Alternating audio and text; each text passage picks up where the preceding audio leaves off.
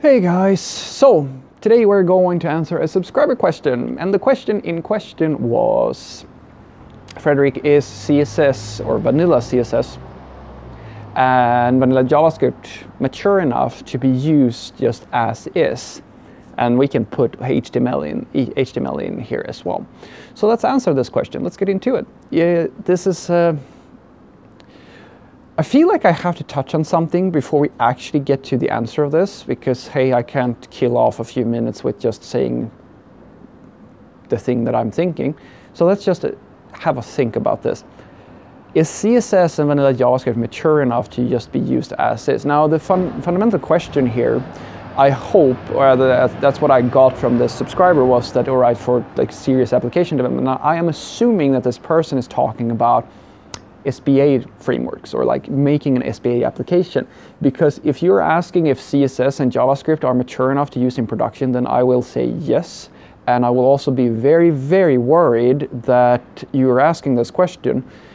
It may be because you might be a beginner, then that's okay, there's nothing wrong with that, but this scares me a little bit, because if that is the question, then we might have reached that magical moment which I have been dreading for so long, and I know it's coming, it's probably already here, where people are so completely spoon-fed, so indoctrinated into SBA frameworks like React, Angular, Vue, Ember, etc., that they don't even have, like, they don't even understand how the web works anymore. Because there's no, to begin with, there's no such thing as vanilla CSS, or rather, like, what would be the, like, there's CSS. CSS is not a, you know, it is the foundation technology. JavaScript is the foundation technology as well. But I do think that this person was more looking for an answer to, all right, can we actually avoid these frameworks and simply use the standards instead? And that's the thing that I want to go with here, because the alternative would be a little bit too scary for me. It's like back in the day when people they didn't understand the difference between jQuery and just JavaScript. And well, that's a big feather in the hat to whoever's making, to the people who make these frameworks. You've done such a great job that now people don't even understand what the technology, like which technology does what. And that's a good thing and a bad thing. Anywho, to answer that question directly, absolutely. When it comes to CSS, I will even go as far as to say that I don't think it's a good idea. Like this movement to use CSS as part of Webpack and inlining styles and all that stuff, I think that there is a use case for these things, but I think that the majority of people who do this, they have absolutely no idea when to do it. They simply do it because somebody said so on a blog. I'm just going to stick out my neck and say that I think that's the case. Most of you who do this don't know when to do it. And there is quite a few downsides to actually doing this as well.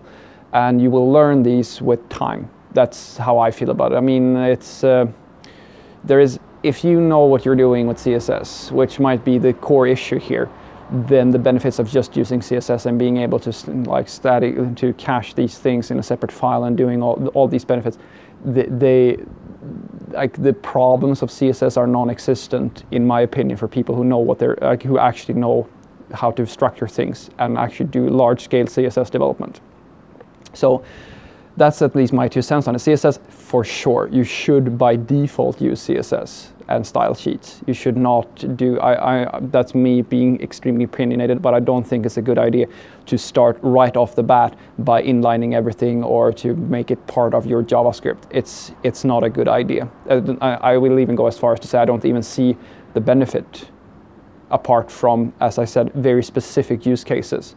But for standard general web development, I will argue that it's better for you to actually learn CSS. Anywho, when it comes to JavaScript, it's a little bit of a different story. It's the same sort of question, okay, should you use a framework, should you use vanilla JavaScript?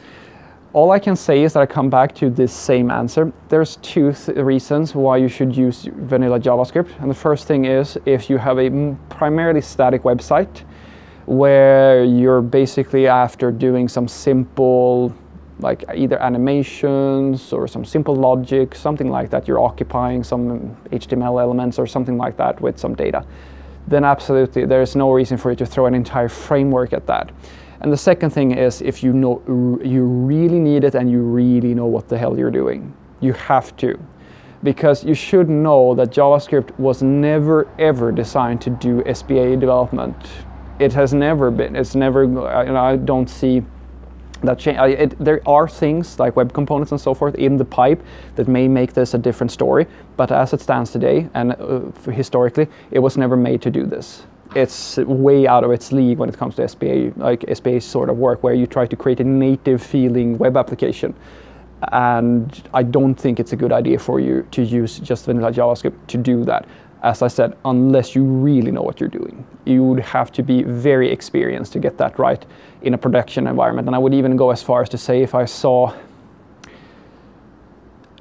somebody do this for, you know, a company or for a production environment,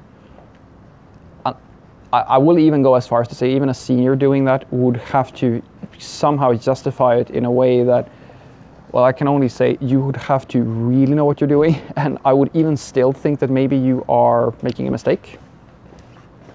And if you are that sort of person who does this, I'm not saying that you're making okay, maybe a mistake is a strong word, but I really think that you should reconsider, like really reconsider.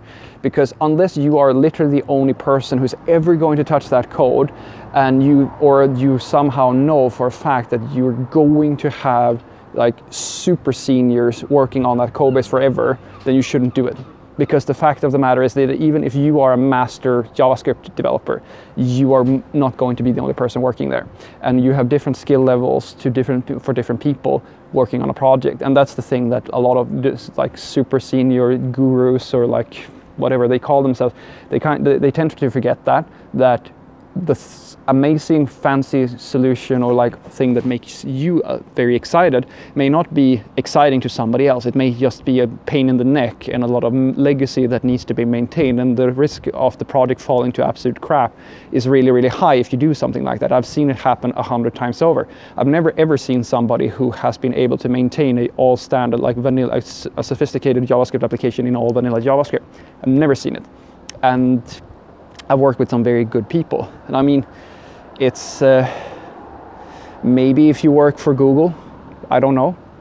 Or maybe if you work for a company where you have as I said, a smaller application where performance is like everything, where you have to write, you simply can't afford to have a framework, then maybe that's the sort of project I would personally be very interested in seeing or be part of, because there are so many juicy challenges with trying to make something in all vanilla JavaScript, but for like 99% of the time you shouldn't do that. And that's not because JavaScript is the problem. The problem isn't JavaScript. The problem is that the industry has gotten it into its head that the web should be a native platform. That's where we're moving right now. And I think that has more to do with politics than it has with anything else, at least in my opinion. So what I want you to take away from this is, if you're asking whether or not to use CSS as, you know, instead of a framework like Bootstrap and something like that, for sure we have tons of things that make Bootstrap and these frameworks all but obsolete unless you have a knowledge limitation maybe, or for legacy purposes. And when it comes to vanilla JavaScript, it should be a question of what type of application are you building. If you're building a standard website like a blog or a personal website, something like that, there's no reason for you to use React. It's ridiculous overkill in my personal opinion. But if you are making an application that should act and behave as a native application, like say Gmail, for example, something like that, then you should stick with a framework, because it's simply too risky to not do it. Have a great day.